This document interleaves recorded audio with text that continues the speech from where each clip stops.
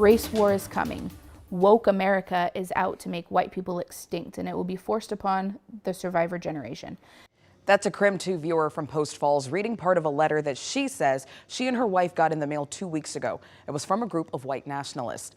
Now, the letter describes a group called the Northwest Front and its plan to create an all-white ethno-republic in Washington, Idaho, Oregon, and western Montana. I spoke exclusively with the couple to get their reaction and learn more about who sent it.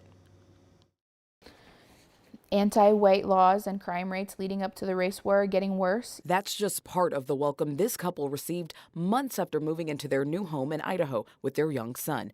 Out of respect for their privacy, we aren't naming the couple or showing their faces. They tell me they're worried about even more retaliation. I mean, we knew coming into it that that it's just not the most ideal place to live for a gay biracial couple, but we had to do what we had to do. So when you first received the letter, what was your initial response, especially after reading it? Wow, how could anybody be so disgusting? And I mean, how is this allowed? I mean, the police officer said it's technically freedom of speech, but to me, this is like a hate crime. The letter addressed one of the women by name. How do they have that information? How do we know that we just moved here? I mean, the police officer assured that we're not being targeted because other people got it, but like, how do you know? Causing even more shock and fear. Anti-white laws and crime rates leading up to the race war are getting worse. Young whites are seeking refuge here. If you refuse to help them, you're not worthy of your white great-grandchildren. Do nothing and they won't be white. Sadly, experts say that fear is exactly what these groups are trying to instill. But I think it's important to remember that this is a tactic that comes from a place of weakness, because very few people can have a very large impact. That's why they're doing it. It can make their group seem more powerful or more organized than they are. Cassie Miller is a senior research analyst at the Southern Poverty Law Center.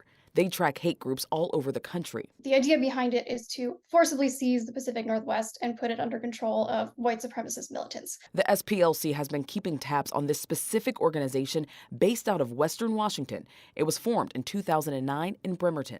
One thing he advocates for is essentially people moving to this region, forming a political movement, and then eventually engaging in a sort of revolutionary struggle to take the region from the government and establish it as a white homeland.